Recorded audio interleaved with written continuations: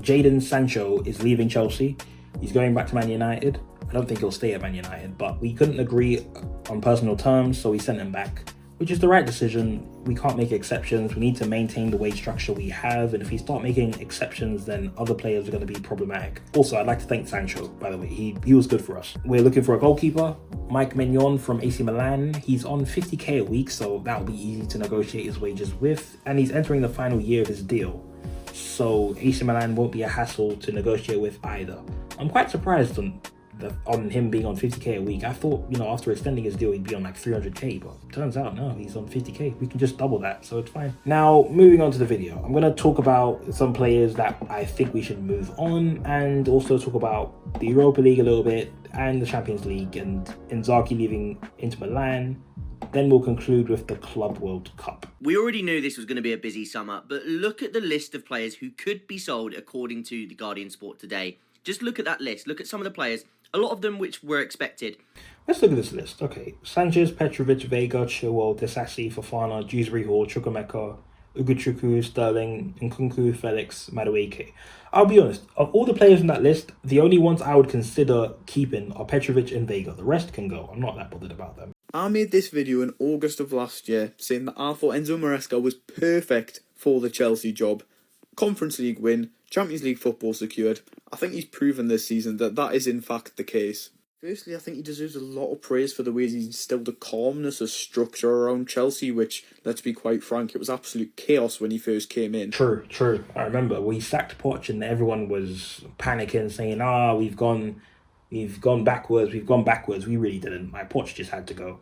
Also, when Maresca came in, I thought it was a decent appointment. I even said I think he'll do all right, and he has done all right. But a lot of people are saying, he's a championship manager. Like, okay, but everyone has to start somewhere. I don't know why him being in the championship is a bad thing. I would have liked Luis Enrique, but we got Poch instead, and we got Maresca as a result of that. We had targets this season, get back in the Champions League and win the Conference League, top 4 in a trophy, and we've done that. He's done that, and his management of minutes has been good. His choice of substitutions and the timing of them has improved over the course of the season as well. So yeah, I'd give him a lot of credit.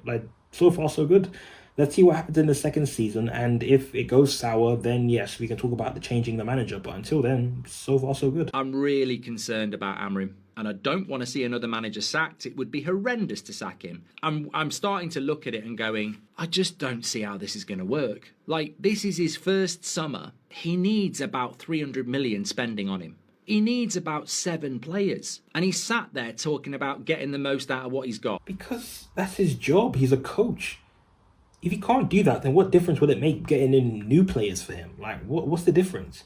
You did this with Ten Hag. It didn't get any better. If anything, it got worse. So I don't get, what exactly does that change about Amorim? I think he'll get sacked anyway. I just don't understand this excuse that a lot of fans make with the whole thing of, he needs all his players, even last season, some fans were saying this with Poch, he needs all his players, that just doesn't make any sense. It doesn't make sense because he's a coach. You have to work with what you have. You're a coach. Your job is to get the best out of your players. Footballers are not terrible. There's no such thing as a terrible, horrific professional football. Every player has their use. Yes, relatively speaking, there are bad players, relatively speaking, not in general. They're not terrible, but not good enough. There are players that are not good enough. There are players at a certain level, but every player has their use. If you can't get the best out of the players at your disposal, you're not a good coach. Didn't Everton finish higher than them? Come on, that's Everton are not better than United. That's not a 15th in the league level squad. Not gonna lie, it's not a good excuse. Ange Postecoglou, it's all going off. It's not official yet. It could be official by the time you watch this. Spurs have made their decision apparently, and Ange Postecoglou will be leaving this week. He won the Europa League, but he also lost 22 games, so I'm not surprised if he's getting sacked. Okay, can I have a quick word? We're live on Sky at the moment. We'll just talk to Harry. Who are you supporting today? I'm like the third. Much to say? We'll move on then. That was not very friendly, though, was it? That was not very friendly. What wasn't very friendly? A guy having some self-respect, which he's entitled to have. He's at an event. He's there to watch an event, not give interviews. And he's entitled to decline them. Respect his wishes. Why is that arrogant? That's not arrogant. If anything, Saka's probably one of the most humble players in the league. I don't get what was rude about that or what's arrogant about that. I heard about Saka and people were complaining that he's arrogant. Like, there was nothing arrogant about that. Like, what are we talking about? There's nothing arrogant about that. He went to an event. He's there to watch an event. He is entitled to say, yeah, I don't want a camera shoved in my face. I'm watching an event. Like, that's it. No one complained when Pep declined, and Pep was a lot more blunt. He said, yo, like, we're not talking about football. We know what this is about. Let's be honest. Like, this is just how the media is in this country.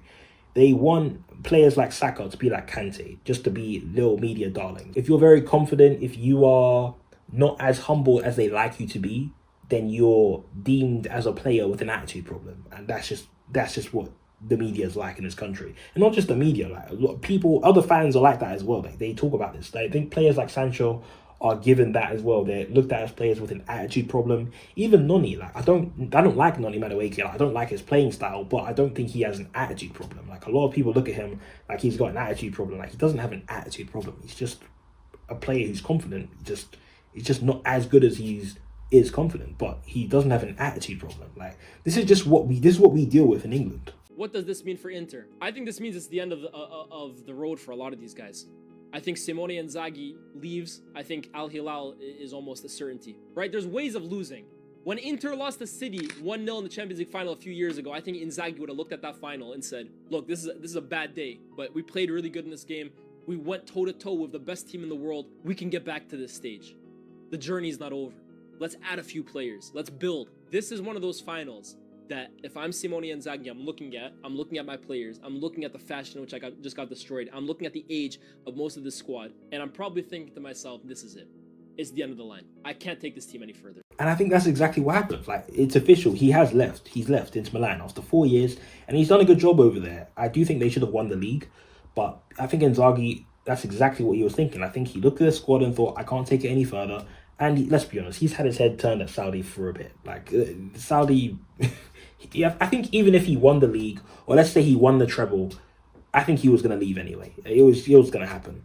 And people need to remember, like, Inzaghi's a good coach, but he's not faultless for how the season has turned out, because it's not been a good season for Inter. Like, throughout the course of the season, you would have thought they're having a good season, but they ended it so badly. And it's a failed season. It's a failure, because they bottled a 2-0 lead in the final, then they lost the final 3-2. They were 6 points clear in the league. They lost to Atalanta, then lost to Roma. They were overtaken by Napoli. Later on, Napoli drops points, and it's an opportunity for Inter to take the lead again. And then they bottled a 2-0 lead again and drop points to Lazio. Then the week after, they lose the league, and a few weeks later, they get battered in a Champions League final 5-0 and put on probably one of the worst performances a finalist team could put up.